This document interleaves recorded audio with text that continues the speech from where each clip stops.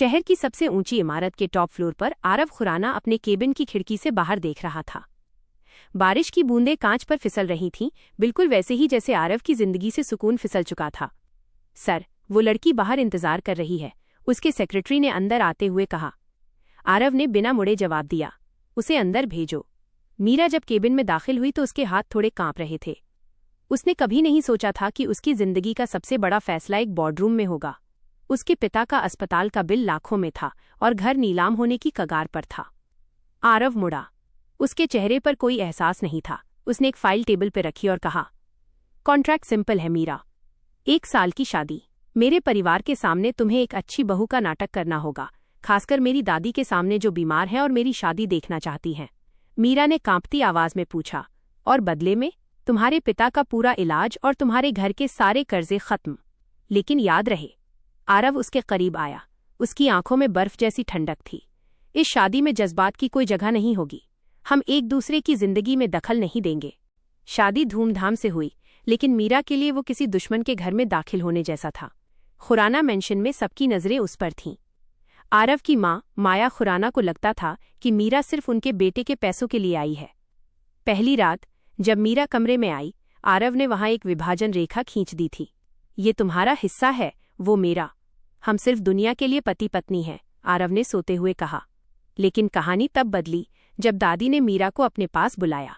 दादी ने मीरा का हाथ थामकर कहा, बेटा, आरव बाहर से सख्त है, लेकिन उसका दिल टूट चुका है। उसे बस कोई समझने वाला चाहिए।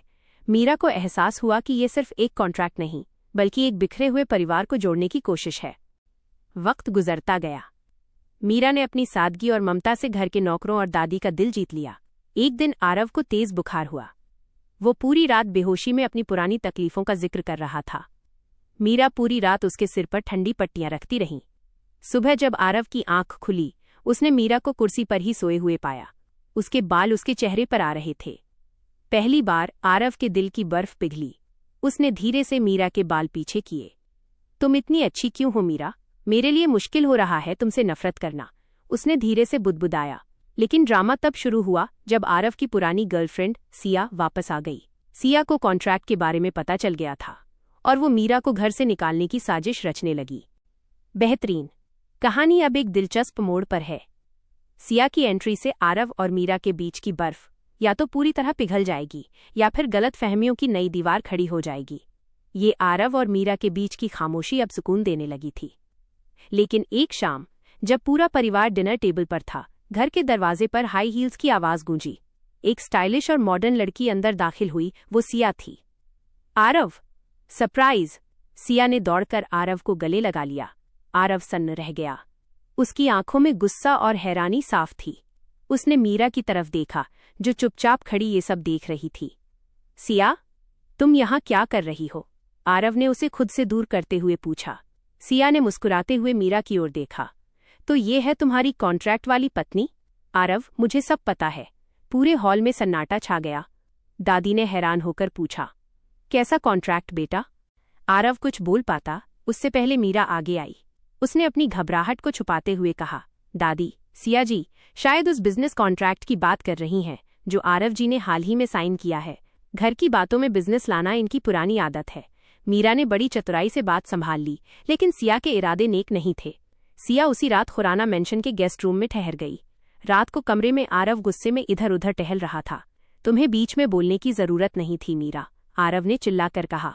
मीरा ने शांत स्वर में जवाब दिया, अगर मैं नहीं बोलती तो दादी को आज ही हार्ट अटैक आ जाता। क्या आप यही चाहते थे? आरव खामोश हो गया। पहली बार उसे लगा कि मीरा उसकी ढाल बन रही है। उसने मीरा के करीब जाकर धीमी आवाज में कहा, सिया बहुत खतरनाक है। वो हमारे समझौते की कॉपी ढूंढ रही है। अगर उसे वो मिल गई तो सब खत्म हो जाएगा। अगले दिन सिया ने मीरा को किचन में अकेले पाया। उसने मीरा के पास जाकर फुसफुसाते हुए कहा, मिडिल क्लास ड्रामा बंद करो मीरा। मुझे पता है तुम यहाँ सिर्फ पैसों के लिए हो। जैसे ही साल खत्म होगा, आरव तुम्हें कचरे की तरह बाहर फेंक देगा। बेहतर होगा कि तुम अभी अपनी कीमत बताओ और यहाँ से निकल जाओ। मीरा ने मुस्कुराकर जवाब दिया, कुछ रिश्ते कीमत से नहीं किस्मत से बनते हैं, और फिलहाल इस घर की बहू मैं हूँ। शाम को एक बिजनेस पार्टी थी। सिया ने जानबूझकर मीरा की ड्रिंक में कुछ मिलाने की कोशिश की ताकि वो सबके सामने तमाशा बन जाए, लेकिन आरव ने सिया का हाथ पकड़ लिया। सिया, अपनी हद पार मत करो। आरव की आवाज में बिजली जैसी कड़क थी। उसने पूरी पार्टी के सामने मीरा का हाथ थामा और उसे डांस फ्लोर पर ले गया। रोमांटिक संगीत बज रहा था।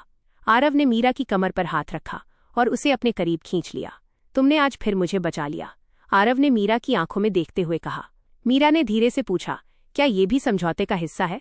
आरव ने उसकी आंखों में गहराई से देखते हुए जवाब दिया, शायद अब ये समझौते से कुछ ज्यादा होता जा रहा है। हाँ बिल्कुल, कहानी अब बहुत ही रोमांचक मोड़ पर आ गई है। सिया की चालें और आरव मीरा के बीच बढ़ता ये अनकहा खिंचाव पाठक को बांधे रखने के लिए काफी है। चलिए देखते हैं कि अध्याय 3 बेनकाब में सिया की साजिश क्या रंग लाती है। पार्टी के बाद घर में तनाव और बढ़ गया था। सिया समझ चुकी थी कि आरव अब केवल कॉन्ट्रैक्ट की वजह से मीरा के करीब नहीं है, बल्कि उसके दिल के कोने में मीरा के लिए जगह बनने लगी है। उसने फैसला किया कि अब वार सीधा कागजों पर करना होगा। अगली सुबह जब आरव ऑफिस के लिए निकला और मीरा दादी को दवा देने में व्यस्त थी, सिया दबे पांव आरव के स्टडी रूम में घुस गई। उसने पागलों की तरह दराजें खंगालनी शुरू की। कहीं तो होगा, आरव इतना लापरवाह नहीं है कि उस कॉन्ट्रैक्ट को जला दे, वो बड़बड़ाई। तभी उसकी नज़र एक लॉकर के पीछे छिपे छोटे से फोल्डर पर पड़ी। उसने उसे खोला और उसकी आंखें चमक उठीं। उस पर बड़े अक्षरों में लिखा था, मैरिटल अग्रीमेंट आरव और मीरा। सिया ने तुरंत अपने फोन से उन कागजों की फोटो ली, लेकिन वो इसे सीधे दादी को नहीं दिखाना चाहती थी। वो चाहती थी कि पूरा समाज और मीडिया आरव और मीरा की थू-थू करे। उसने शाम को घर पर एक चैरिटी हाईटी आयोजन करवाया और शहर के नामी लोगों को बुलाया। मीरा को इस बारे में कुछ पता नहीं था। उसे बस इतना कहा गया कि उसे एक संस्कारी बहू की तरह मेहमानों का स्वागत करना है। पार्टी अपने शबाब पर थी। आरव भी ऑफिस से वापस आ चुका था। तभी सिया ने माइक संभाला। लेडीज एंड जेंटलमैन, आज मैं आप सबको एक ऐसी सच्चाई दिखाने जा रही हूं जिसे सुनकर आप दंग रह जाएंगे। खुराना खानदान की आदर्श बहू असल में एक खरीदी हुई दुल्हन है। बड़ी स्क्रीन पर अचानक उन कॉन्ट्रैक्ट पेपर्स की तस्वीरें आने लगीं। हॉल में सन्नाटा पसर गया। मेहमान कानाफूसी करने लगे। आरव का चेहरा गुस्से से लाल हो गया और मीरा की आंखों में आंसू भर आए। वह अपमान से कांप रही थी। दादी ने कांपते हाथों से अपनी ऐनक ठीक की और स्क्रीन को देखा। ये है क्या है आरव? सिया जीत की मुस्कान के साथ मीरा के करीब आई। अब क्या कहोगी मीरा? अपनी कीमत बताओगी या खुद बाहर निकलोगी? तभी मीरा ने अपनी आंखें पोंछी और सिया के हाथ से माइक ले लिया। उसने आरव की तरफ देखा जिसने अपनी आंखें झुका ली थीं। मीरा ने ऊंची आवाज में कहा, हाँ ये सच है। यह रिश्ता एक समझौते से शुरू हुआ था। मेरे पिता की जान बचाने के लिए मुझे पैसों की जरूरत थी और आरव जी को अपनी दादी की खुशी के लिए एक पत्नी की। मेहमान हैरान थे कि मीरा ने सच मान लिया। मीरा आगे बढ़ी और आरव का हाथ थाम लिया। लेकिन सिया जी, आपने शायद आखिरी पन्ना नहीं पढ़ा। मीरा ने आरव की मेज से एक दूसरा कागज निकाला जो वो हमेशा अपने पास रखती थी। आरव जी ने 1 महीने पहले ही इस कॉन्ट्रैक्ट को रद्द करने के कागज बनवा लिए थे। उन्होंने मुझसे कहा था कि वो मुझे इस समझौते से आज़ाद करना चाहते हैं ताकि मैं अपनी मर्जी से इस रिश्ते में रहूं या ना रहूं। आरव ने चौंक कर मीरा की तरफ देखा। उसने वाकई वे कागज बनवाए थे, लेकिन उसे नहीं पता था कि मीरा को इसके बारे में मालूम है। मीरा ने सिया की आंखों में आंखें डालकर कहा, मैं यहाँ किसी कागज की वजह से नहीं, बल्कि अपनी मर्जी से आरव की पत्नी बनकर खड़ी हूँ। अब आप बताइए, क्या आप हमारे घर से अभी निकलेंगी या पुलिस बुलाकर आपकी चोरी दस्तावेज चुराने की शिकायत की जाए? मीरा के करारे जवाब के बाद सिया के पास बोलने के लिए कुछ नहीं बचा था। मेहमानों की तिरस्कार भरी नजरें और आरव का खौफनाक गुस्सा देख वो समझ गई कि अब उसकी दाल यहाँ नहीं गलेगी। आरव, तुम पछताओगे, सिया चिल्लाई और पैर पटकते हुए घर से बाहर निकल गई। मेहमान धीरे धीरे जाने लगे। घर में अब एक भारी सन्नाटा था। दादी, जो अब तक चुप थी, मीरा के पास आईं। आरव को लगा कि दादी शायद नाराज होंगी, लेकिन उन्होंने मीरा के सिर पर हाथ रखा और कहा, मुझे कॉन्ट्रैक्ट की बात सुनकर दुख हुआ, लेकिन जिस तरह तुमने आज आरव और इस परिवार की गरिमा को बचाया, उसने साबित कर दिया कि तुम इस घर की बहू बनने के काबिल हो। दादी के जाने के बाद माया, आरव की मां ने भी बिना कुछ कहे अपनी आंखें झुका लीं। शायद उन्हें अपनी गलती का एहसास होने लगा था। रात के 2 बज रहे थे। मीरा छत पर खड़ी ठंडी हवाओं के बीच खुद को शांत करने की कोशिश कर रही थी। तभी उसे पीछे किसी की मौजूदगी का एहसास हुआ। वो आरव था। दोनों के बीच कुछ पल की खामोशी रही। फिर आरव ने चुप्पी तोड़ी। तुम्हें कैसे पता चला कि मैंने कॉन्ट्रैक्ट रद्द करने के कागज तैयार किए थे? उसने धीमी आवाज में पूछा। मीरा मुस्कुराई। उसकी आंखों में अभी भी थोड़ी नमी थी। जब आप सो रहे थे तो आपके स्टडी रूम में सफाई करते वक्त मुझे वो फाइल मिली थी। आपने उस पर साइन कर दिए थे लेकिन मुझे कभी नहीं दिए। आरव मीरा के और करीब आया। उसकी आंखों में वो पुरानी बर्फ अब पूरी तरह पिघल चुकी थी। मैंने वो कागज तुम्हें इसलिए नहीं दिए क्योंकि मैं डर गया था मीरा। मुझे डर था कि जैसे ही तुम उस समझौते से आज़ाद होगी तुम मुझे और इस घर को छोड़कर चली जाओगी। और मैं अब तुम्हारे बिना रहने की कल्पना भी नहीं कर सकता। मीरा ने चौंक कर उसकी तरफ देखा। आरव ने उसका हाथ अपने हाथों में लिया। मीरा, मैं नहीं जानता कि प्यार क्या होता है, लेकिन मुझे इतना पता है कि जब तुम साथ होती हो तो मुझे सब कुछ सही लगता है। क्या तुम इस नकली रिश्ते को एक मौका दोगी? बिना किसी शर्त के, बिना किसी कॉन्ट्रैक्ट के। मीरा की आंखों से एक आंसू छलक पड़ा, लेकिन इस बार ये खुशी का था। मैंने तो पहले ही इस समझौते को अपने दिल से खत्म कर दिया था आरव। मैं कहीं नहीं जा रही। आरव ने धीरे से मीरा का माथा चूमा। चांदनी रात में 2 अधूरे लोग आज पूरे हो रहे थे। अगली सुबह सब कुछ कितना खुशनुमा था, लेकिन तभी आरव के फोन पर एक अनजान नंबर से मैसेज आया। मैसेज में मीरा के पिता के एक्सीडेंट से जुड़ी कुछ ऐसी तस्वीरें और जानकारी थी जिसने आरव के चेहरे का रंग उड़ा दिया। मैसेज में लिखा था, क्या मीरा को पता है कि उसके पिता का एक्सीडेंट महज एक इत्तेफाक नहीं था और इस खेल के पीछे असली चेहरा किसका है? मैसेज पढ़कर आरव के हाथ कांप रहे थे। उसने तुरंत अपने खास जासूस को फोन किया। मुझे उस एक्सीडेंट की फाइल अभी के अभी चाहिए जो 2 साल पहले मीरा के पिता के साथ हुआ था। एक डिटेल निकालो। आरव को डर था कि कहीं उसके बिजनेस प्रतिद्वंद्वियों ने उसे फंसाने के लिए मीरा के पिता को निशाना तो नहीं बनाया था। अगर ऐसा था तो मीरा उसे कभी माफ नहीं करेगी। उधर मीरा घर के मंदिर में दिया जला रही थी। वो अपनी नई जिंदगी के लिए ईश्वर का शुक्रिया अदा कर रही थी। तभी उसने आरव को सीढ़ियों से उतरते देखा। आरव का चेहरा उतरा हुआ था। आरव, क्या हुआ? आप इतने परेशान क्यों लग रहे हैं? मीरा ने फिक्र से पूछा। आरव ने जबरदस्ती मुस्कुराने की कोशिश की। कुछ नहीं मीरा, बस काम का थोड़ा तनाव है। मुझे एक जरूरी मीटिंग के लिए जाना होगा। आरव झूठ बोल रहा था और मीरा उसकी आंखों में ये झूठ साफ देख सकती थी। आरव एक पुराने गोदाम पहुंचा जहां उसका जासूस इंतजार कर रहा था। जासूस ने उसे एक फटी हुई फाइल दी। सर, ड्राइवर की तलाश अभी जारी है, लेकिन गाड़ी का नंबर मिल गया है। वो गाड़ी खुराना ग्रुप के ही एक पुराने गोदाम में खड़ी मिली थी। आरव के पैरों तले जमीन खिसक गई। इसका मतलब था कि हमलावर घर का ही कोई व्यक्ति था या खुराना साम्राज्य का। तभी आरव के फोन की घंटी बजी। वही अनजान नंबर। सच्चाई कड़वी है ना आरव? एक भारी बदली हुई आवाज गूंजी। अगर तुम चाहते हो कि मीरा को ये पता न चले कि उसके पिता की अपंगता के पीछे तुम्हारा खानदान है, तो आज रात 10 बजे सिटी ब्रिज के नीचे 5 करोड़ लेकर आ जाओ। आरव चिल्लाया, कौन हो तुम? लेकिन फोन कट चुका था। मीरा का पीछा आरव को लगा कि उसने मीरा को अंधेरे में रखा है, लेकिन मीरा ने उसे छुपकर बातें करते सुन लिया था। जब आरव 5 करोड़ लेकर निकला तो मीरा ने एक टैक्सी ली और उसका पीछा किया। रात के सन्नाटे में सिटी ब्रिज के नीचे आरव सूटकेस लेकर खड़ा था। तभी अंधेरे से एक साया बाहर आया। आरव और मीरा, जो पीछे एक पिलर के पास छिपी थी, दोनों के होश उड़ गए जब उन्होंने उस शख्स का चेहरा देखा। वो कोई और नहीं बल्कि आरव का सौतेला भाई वरुण था, जो सालों पहले घर छोड़कर जा चुका था। मीरा की आंखों से बहते आंसू आरव के लिए किसी जलते हुए तेजाब से कम नहीं थे। आरव ने मीरा की तरफ हाथ बढ़ाया। मीरा, मेरी बात सुनो। मुझे वरुण के जिंदा होने या उसकी इस साजिश के बारे में कुछ भी नहीं पता था। वरुण ठहाका मारकर हंसा। अरे मीरा, इसकी बातों में मत आना। आरव को हमेशा से पता था कि मैं शहर में हूं। क्या तुम्हें वाकई लगता है कि इतना बड़ा बिजनेसमैन इतना बेखबर हो सकता है? मीरा ने आरव का हाथ झटक दिया। आरव जी, आपने मुझसे कहा था कि ये शादी अब कोई समझौता नहीं है। लेकिन इस सच का क्या? मेरे पिता आज व्हीलचेयर पर हैं क्योंकि आपके परिवार की आपसी दुश्मनी ने उन्हें कुचल दिया। वरुण ने एक लिफाफा हवा में लहराया। खेल अभी खत्म नहीं हुआ है। इस लिफाफे में वो सबूत हैं जो साबित करते हैं कि जिस गाड़ी से एक्सीडेंट हुआ था उसकी मरम्मत के पैसे आरव के पर्सनल अकाउंट से दिए गए थे। अब बताओ आरव, क्या तुम अभी भी मासूम हो? आरव सन्न रह गया। उसे याद आया कि कुछ महीने पहले वरुण ने उससे इमरजेंसी के नाम पर कुछ पैसे मांगे थे और आरव ने भाई के नाते बिना पूछे उसे चेक दे दिया था। वरुण ने उसी पैसे का इस्तेमाल अपनी साजिश के निशान मिटाने के लिए किया था। मीरा ने हिकारत से दोनों भाइयों की तरफ देखा। आप दोनों ने अपनी नफरत की आग में मेरे मासूम परिवार को जला दिया। आरव, मुझे लगा था कि आपकी सख्त शक्ल के पीछे एक नरम दिल है, लेकिन आप तो सिर्फ अपने साम्राज्य और अपने नाम को बचाने वाले एक सौदागर निकले। मीरा ने अपने हाथ से अपनी शादी की अंगूठी निकाली और उसे जमीन पर फेंक दिया। हमारा समझौता आज अभी इसी वक्त खत्म होता है। मीरा भागती हुई ब्रिज से दूर चली गई। आरव ने उसका पीछा करना चाहा, लेकिन वरुण ने उसका रास्ता रोक लिया। जाने दो उसे आरव।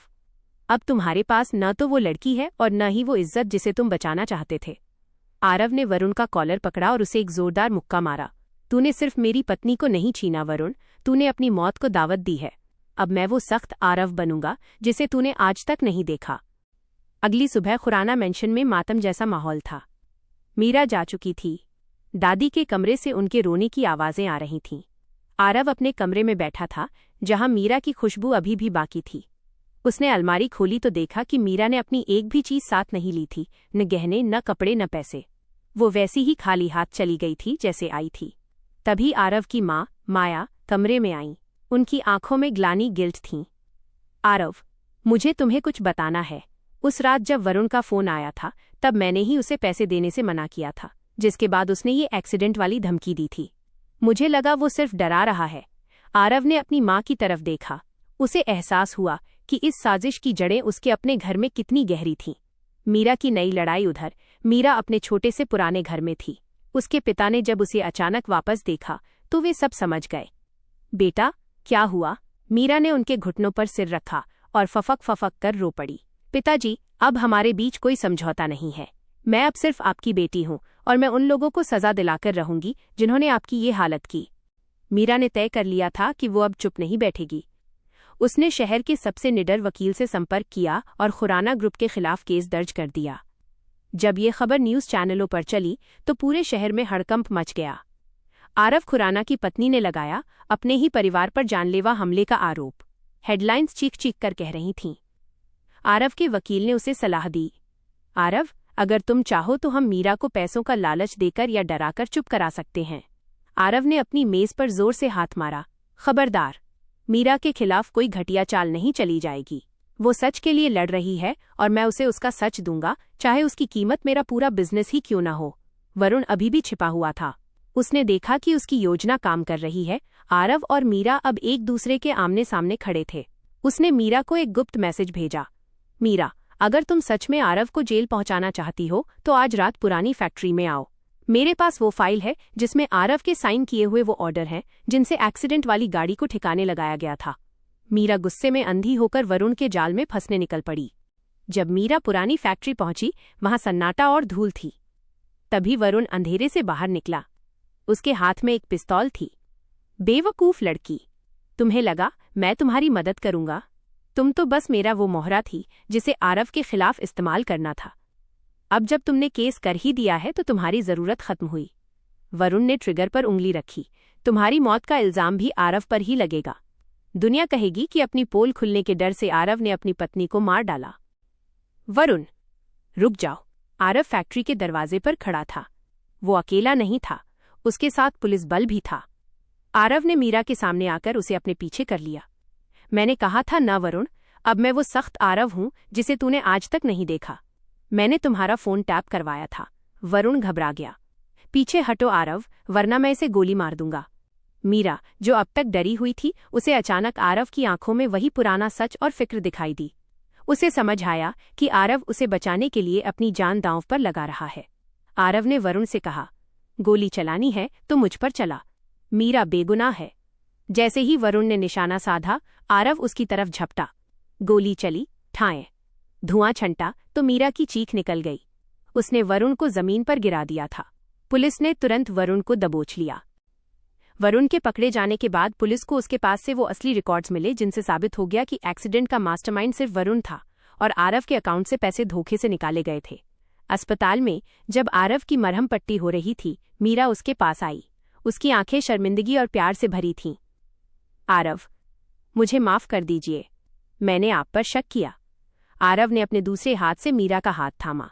शक जायज था मीरा, हालात ही ऐसे थे। लेकिन क्या अब भी हमारे बीच वो दीवार रहेगी जो मैंने पहली रात खींची थी? मीरा ने धीरे से अपना सिर आरव के सीने पर रख दिया।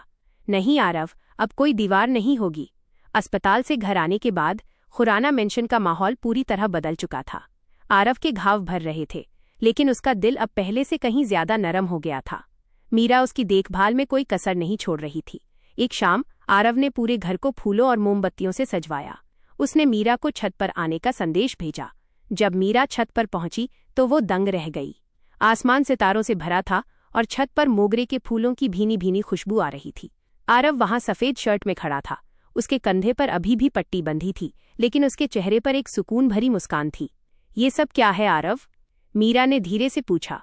आरव उसके करीब आया और उसका हाथ अपने हाथों में लिया। मीरा, हमारी शादी एक समझौते से शुरू हुई थी। हमने कभी वो पल नहीं जिए जो एक आम जोड़े जीते हैं।